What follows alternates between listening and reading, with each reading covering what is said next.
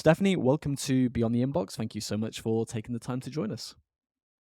Thank you so much for having me. I'm so excited to chat with you. Me too. Can you tell us about Mojo's origin story and how it came to be? For sure. So Mojo is our product. Guella is the parent company. So all of this really started because my team and I really wanted to bring accessible psychedelics to communities anywhere, everywhere.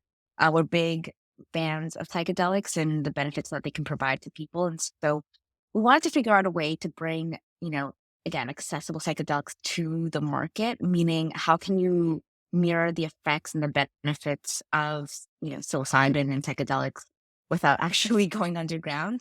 And so Guella, again, parent company, that's where we talk mostly about psychedelics. That's where we provide trip support tools, a dosage calculator, a mushroom wiki, while Mojo is the product where we actually provide the benefits of a microdose without the illegal ingredients. So Mojo provides energy, focus, mental clarity, and a mood lift completely legally. We're on, Amazon, we're in Urban Outfitters, all those different places. I have so many follow-up questions. So one I wrote down here is for our listeners who might not be familiar, can you explain the concept of microdosing and how it relates to Mojo's products? For sure. So microdosing itself is just ingesting typically a tenth of what you would for a regular, I guess, normal trip or a macro trip. Depend. There's so many ways to call it, but the typical like psychedelic experience where it's 6 to 8 hours long. The colors are really bright. You might see some the clouds moving in funny, silly ways. That's a traditional trip. While microdosing will not give you that. The point of microdosing is to boost your energy, your focus, your creativity, and your mood while not giving you any hallucinogenic experiences. Now, when you traditionally microdose with psilocybin, which is the active compound in, well, what people might consider magic mushrooms, you still will get a little bit of like the colors will look a little bit brighter. It won't give you any type of trip in terms of like nothing will be waving around or anything like that. But I do find that like colors are a little bit brighter. Now with Mojo, we aim to replicate that experience without the psilocybin. So without the ingredient that makes, these types of substances illegal. And so with Mojo, you still get the energy, the focus, the mental clarity, and the mood lift that you would with a traditional microdose but without the illegal ingredient. And also, doesn't have any hallucinogenic effects, so colors aren't as brighter as it would be with the psilocybin microdose. But that's how they compare. Can you tell me more about what inspired you and the founders of Mojo to create this line of mushroom infused gummies? I'm so curious to hear more. Yeah, I think we all have our own paths that led us to psychedelics. For me personally, I've always been in the wellness space. Previous to Guella and Mojo, I actually used to build greenhouses in the Arctic, working on food sovereignty. And so wellness is just something I'm really passionate about and interested in. Now, with that said, once the pandemic hit, I kind of got to this place where I just didn't really know who I was anymore. I wasn't sure if I wanted to continue down the path that I had been on with my previous company and realized that I needed to figure out what my passions were. Like, who was I beyond my company? Um, Funny enough, psychedelics did help me get there, but I had been a psychedelic advocate on the underground for quite a long time. And I was, your resident mushroom girl amongst my friends and family. And so it just kind of made sense for me at the time in terms of switching into psychedelics. Now, what I wanted to do, I wasn't necessarily sure. I just wanted to bring the joy of psychedelics to more people. Like that was kind of the baseline. And then I met my co-founders who had the same idea. We just weren't sure. We knew we wanted to do a product. We just didn't know what it would be. And Mojo itself is actually the original base formula was one of my co-founders' base formulas when he was in university as like a natural Adderall type of like a natural Adderall.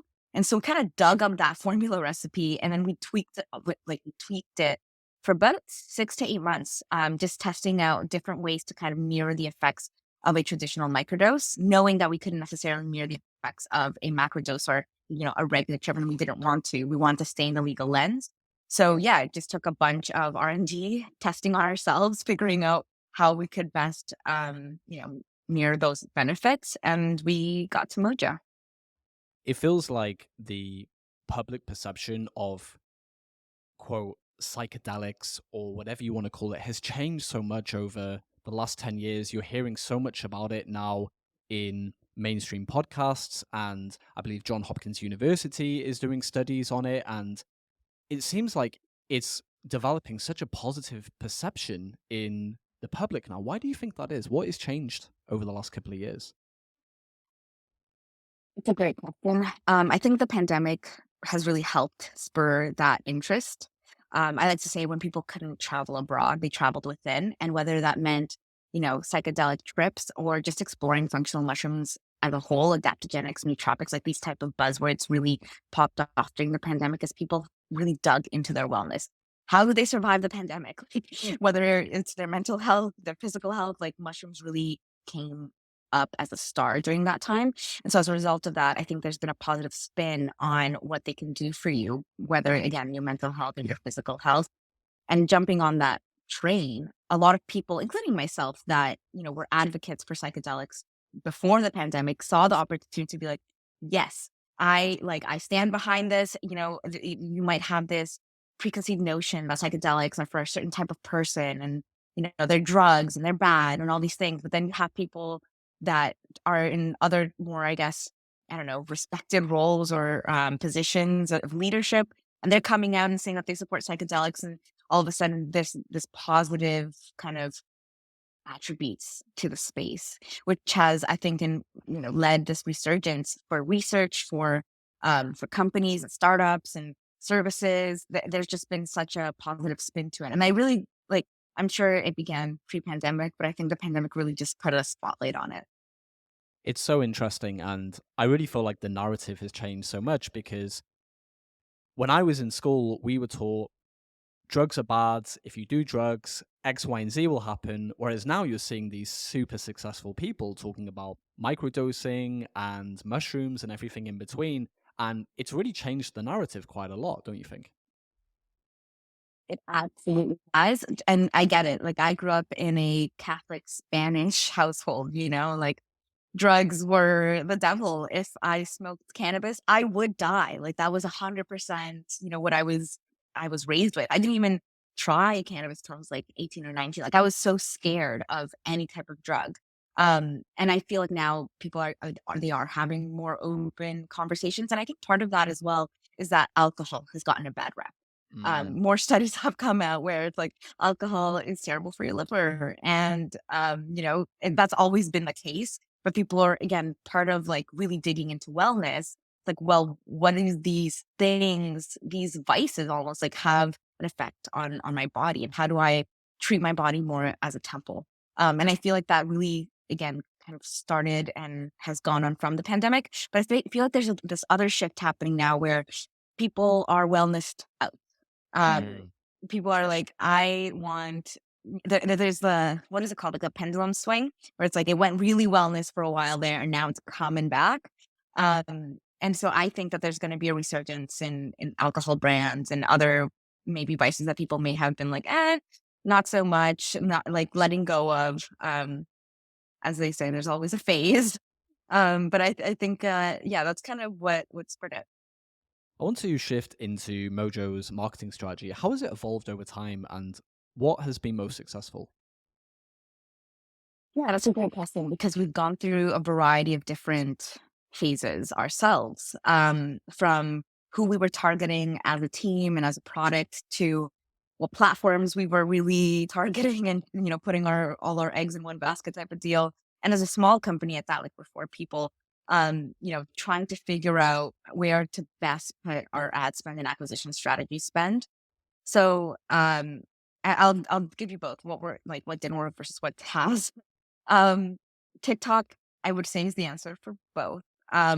TikTok at the beginning, fantastic channel for us. So we grew really quickly. We went viral a few times. Like, it was phenomenal. Um, Typically, social media platforms, their community guidelines are updated all the time. And so things that we could say, aka talk about microdosing and mushrooms, all of a sudden is a no-go. And so we've had to go back and like change our content, update our scopes, figure out different types of influencers and you know, people knowledgeable in the space to talk about and what they should mention about Mojo. And so it's constantly like a tug of war, just figuring out what we can and can't say, going back and updating our content or risk being shadow banned or just deactivated. So yeah, I feel like TikTok has been both. The other thing being just testings, getting people to actually try the product. We've run 2 campaigns today where we just gave out free product up to a certain amount, like our well, product is lasted, as they say. And that was awesome. Like we got a lot of returning customers from those type of activations. But obviously they are pricey. So but it's a good one. Who are you targeting? Because we've talked about how the public perception has changed, and I'm curious, are you targeting people that were already or already are rather advocates for microdosing and so on, or are you targeting people that maybe aren't solution aware? How are you addressing that in your ad creative and your marketing in general? We get a little bit of both. We get people that, come to us not because they care about microdosing at all, but because they like energy, focus, and mood lift. And then we get people who are kind of scared of psychedelics, don't want to dip their toes into, the illegal product, but they want to get the same benefits. So they find us that way. And so the way that we kind of speak to this, I guess both types of targets is benefit based. We really focus on the benefits of microdosing beyond just microdosing. Um, when we've focused just on microdosing, you get that touch 22 where on one side, yeah, you're getting the people that are really interested in psychedelic microdosing and don't want to get, some sort of psychedelic. But you also get the folks who are like, "Oh, you guys aren't a real psychedelic." Like, ah, and that backlash always, it kind of just sucks. So we really just try to be transparent about who we are. Like, yes, we're called Mojo Microdose, but it's because we're inspired by psychedelics and microdosing, and we really just focus on the benefits that we can provide for day to day living. I'm on the website now, and the one thing that really stood out for me was the photography is absolutely beautiful. The pictures of the products themselves, it's really breathtaking. It really blew me away when I saw it. I'm going through the website, and my question is, when someone lands on the website for the first time, I can see I can join your email list. Are you nudging first time visitors to join your email list where you can educate them and then pitch them a product? What does that typical journey look like when someone lands on the website for the first time? I think people go few ways that people kind of go. They either go to our quiz where it's like, what is the right type of mojo for me? We do have 2 strengths. So people tend to kind of figure that out, which then also, hopefully gets them onto our email list. At which point we do try to segment the different types of, I guess, use cases, like why are they coming to us, and then send them educational content based off of that. So that's kind of, I guess, 2 paths because either way they get to the email list. And then the third way is that they just go straight to shop. They go straight to shop and they try to read through our directions and also what's in it. I find that those type of people, they are coming to us because they know the benefits already. And so they want to know what's behind the curtain. They want to know what our ingredient profile is and what are the quantities, the milligrams, et cetera, et cetera. More of the biohacking crowd, like they know what they want and they're there to get it. So yeah, I would say that there's typically 2 different paths. The people that don't really know what they want, and so they hit the quiz or they hit the email newsletter and kind of wait a second before they purchase. And then you have the biohackers who are like, "Yep, I understand all of this. Like, buy or subscribe." So when somebody joins the email list after they have opted in through the website, where does the subscription part come into the sales cycle? Is it easier to sell a new customer with a one-time offer and then sell them to subscribing? What does that look like? It's much easier to sell them as a one time, especially something that's called Mojo Microdose, right? Like if you are not experienced with microdosing and if you're not a biohacker, typically it's a one time trial, which is also why we put up the quiz as a way to help understand their tolerances. That way they order the right thing and have a positive experience. With that said, we are actually working on revising our subscription flows and opt in strategy, because that is something we want to move more towards. But right now, I find that people who are in the know and are more in the biohacking sphere, they do tend to go straight for subscription. But again, it's also like we are a smaller brand. Like we've only been in market for like a year and a half or so. And so we're still earning the trust of our customers. And so a lot of the things that we do, yes, it will point them toward the one-time trial essentially. And then following up with them to see how they can have a routine based off of Mojo, how it's going for them. Do they have any feedback?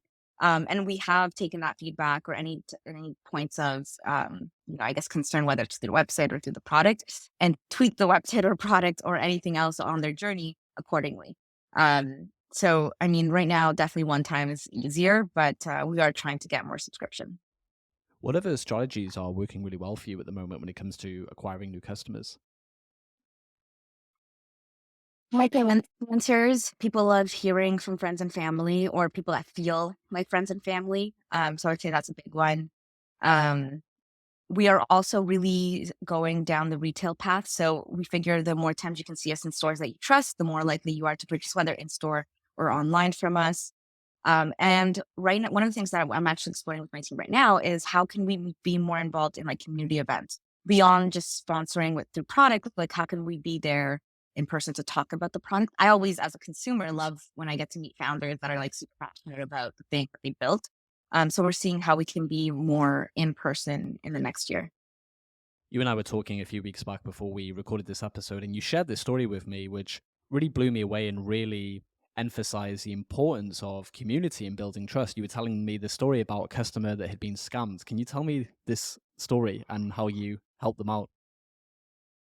Yes. No, I guess for context, I every once in a while jump into customer success and I like to handle tickets, see how things are going, you know. I've become a little obsessed with it. And recently I got a customer success ticket that basically was this person who had seen Mojo on, I think it was like TikTok or Instagram. It's happened on both platforms where these scammers pretend to be dealers, like underground dealers for psychedelics. And they're like, we have Mojo. And I don't know if they say like it's Mojo with psilocybin, because if you search Mojo, like we're very clear about the fact that there is no illegal ingredients in our product. But regardless, like, these people they copy our content. First of all, they like download our videos and our static images. They will create a new page for themselves. So like mojo.guella, guella.mojo, mojo underscore microdose, like things that are very similar. Mm. And then they put up their own content using our content. And then so you have these customers who see their ads essentially or their content, reaches out. I actually got some screenshots after we chatted of the conversation, and they would be like, "Yeah, you can buy 10 packs of Mojo for $100. It'll be shipped here. You'd have to cash app this specific account or username." And people are falling for it. People are like, "Okay, that makes sense. Like, cool." And they have sent hundreds of dollars to people, and then they don't get anything. And then they come back to us and be like, "Oh my god, I think I was scammed. I don't think this is your account." Blah blah blah blah. And it's awful, right? As a founder, I'm just like, "Oh my god!" Like people are. I mean, I'm flattered that you think our product is cool enough to use it as a scamming tactic, but also awful for the customer. And we've had customers who have also been threatened by the scammer saying, "Oh, you were trying to buy something illegal. I'm going to tell the cops in your area. I now know where you live." Blah blah blah. And so it's just like trying to take down a scammer, one scammer at a time, and trying to use um, I guess the process that Instagram and TikTok and these platforms have. It's so painful. Mm. Trying to send them all the screenshots, then following up again and again and again, until they can take action. And I get it, right? Like they don't want to take down somebody's account if there's no actual issue happening behind it. But during that time, they're still posting, they're still getting customers that should have been part of our community, but instead are being scammed. And so when that happens, typically like either myself or our customer success managers will manage it. But we will send some free mojo out. It's like you got scammed, but I'll send you some mojo out for your troubles. Hoping you like it. Like, just trying to really provide a good experience despite what they've been through. And yeah, it's just wild to me that this is happening. Like it's been 3 or 4 times now. That must be exhausting being a small team as well, having to deal with situations like that. Yeah. Yes, there are. And I think any like founder of a small team, it I mean, we're wearing a billion hats. And so you have to switch from like reviewing your end of year financials, over to like customer success and dealing with a scam, to like, oh yeah, the retail, launching in this retail store, and I have to get like the assets to them within the next hour. You are constantly just juggling a million things at once. We've talked about marketing. I want to shift into positioning a little bit. And I would like to know, how does Mojo differentiate itself from other mushroom based wellness products in the market? Yeah, so for us, you know, typically I think companies will have a product that is for energy, a product that is for focus, a product that is for, mood uplift or mood regulation. And I don't know about you, but I have a naturopath, and on my, like, literally beside my desk, I have a variety of different supplements that I'm meant to take every day. Adding an additional 3 supplements to get that energy, focus, mood uplift, etcetera, was just a no-go for us. Like, we wanted to create a product that was convenient. You can grab it and go. You can put it in your backpack, in your purse, whatever. You can take it during the day. You can take it at night if you wanna be more social at a party or at a social event. We wanted something convenient, and so that's what we did with Mojo. The fact that it is in a, gummy format, it's in a Mylar bag that you can just take with you whenever you want. You don't have to mix it into anything. It tastes pretty good. That's a other big thing in comparison to a lot of other competitors where the active profiles of these products are overwhelming. And so it either tastes awful, or they put it in a capsule format and you feel like, you're 90 years old with your 80th supplement of the day. And then the last thing was, back to the convenience factor, not having all of the benefits in one versus separating them into different products. Now, with that said, I understand that the profitability opportunity of splitting the different benefits into different products exists. But whenever we create a new product, for us, it's like, would we use it? Would we actually become, routine customers? Because if not, if we feel like we're being cheated, then we don't want to replicate that experience for our customers and for our community. So yeah, convenience, taste, form factor, all of that is how we differentiate. I was listening to another interview with you, and you mentioned something really interesting. You talked about the difference between using the term microdose versus brain boosting when marketing Mojo's products. Is copywriting something that you have to think a lot about when you're marketing the products? 100%. I love copywriting. I love reading copy, like, it's such a passion of mine. And yeah, we have to figure out a different way, at least like maybe once a month, to keep up with community guidelines on how we can talk about the benefits of our product. So for example, a good one's like mood. You cannot say mood on majority of platforms. Like, mood regulation isn't something that's kosher on these platforms. And so yeah, we have to figure out, like, how do I have now taken to describing Mojo as like, it's your best day of your week. It brings you self-fulfillment and joy, because all of these things lead to positivity, feelings of positivity, but not, I don't have to say mood. So yeah, a lot, like, any copy that we do, we've gotten relatively good at it, but there's still hiccups, especially when the rules change and then we have to go back to the drawing board. We constantly have to figure out a way to describe ourselves. What are some of the challenges you're facing right now? You talked about some of those challenges earlier on. Is there anything in your marketing or your sales that you're really working hard on this year? Yeah, I'd say retail expansion is one of our big goals for the year. So just working on, getting that door footprint widened. We just launched an Urban Outfitters, and I mean, part of the way that we did that, I applied online. I took all the traditional channels, but then I also LinkedIn messaged every single Urban Outfitters buyer I could find on LinkedIn and was like, please take a look at my product. Like, I swear you'll like it. So just taking unconventional paths to that retail growth whenever we can. And then I would say the other thing is just figuring out, what's next? Like, what other product innovation do we want to launch? So we have a few things coming up in the pipeline for the rest of the year that we're really excited for. And beyond just launching new products, what type of partnerships can we, earn to make these launches even splashier? Um, our products do really well in places like California, and there's that whole, like, the whole, like, sober movement in California. And so part of me, I'm like, I wish I just lived there so I could just, when I'm out and about, if I see somebody that I think could be the face of Mojo, I could just say hello. But I'm in Toronto, so that doesn't really happen often. So it's just how do we again talk about our product and make these launches bigger and splashier and get into people's feeds essentially, regardless of what platform they're on, while still managing it as a small team. Oh, actually, I'm gonna add a third one. Increasing our Amazon rating. Amazon is the wild, wild west. And last year we had an issue where they mislabeled one of our packages. And so people that would order, let's say 2 packs of Mojo, they'd get one. And so then people were coming back and leaving not the best reviews because it's like, well, I didn't get what I had meant to get. And so now our rating, I think, is at like a 3.7 or something. Mm. And I check it almost daily. I'm like, I want us to get to the 4.0. So that's one of the big things I'm also focused on this year. What are some of the ways you plan on doing that?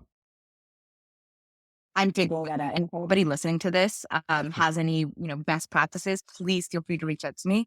Right now, we did the whole Vine thing that Amazon offers. It was all right. Like, it wasn't great.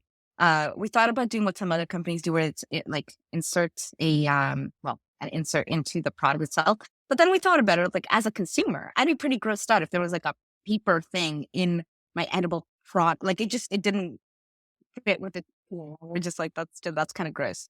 And so right now we're just, reaching out to everybody who purchases on Amazon, asking them if they have any issues, please contact us first. Like, we're happy to provide the best customer service that we can, instead of getting a negative review. But it's tough out there. Amazon really restricts how you can speak to your customers and how you can get that rating up. So we're just out here fighting for our lives. Well, best of luck with that, Stephanie. This has been a really fascinating conversation. Where can our listeners go to learn more about Mojo? Prefer they can go to mojo.shop. That's our official website, or I'm literally open to speaking to anybody at any time. So Steph with an F underscore psych or Steph.psych on literally any platform. Just feel free to say hey. Perfect. Well, we'll put the links in the show notes as always. And Stephanie, thanks again for taking the time to join us, and all the best in the future with Mojo. Thank you so much.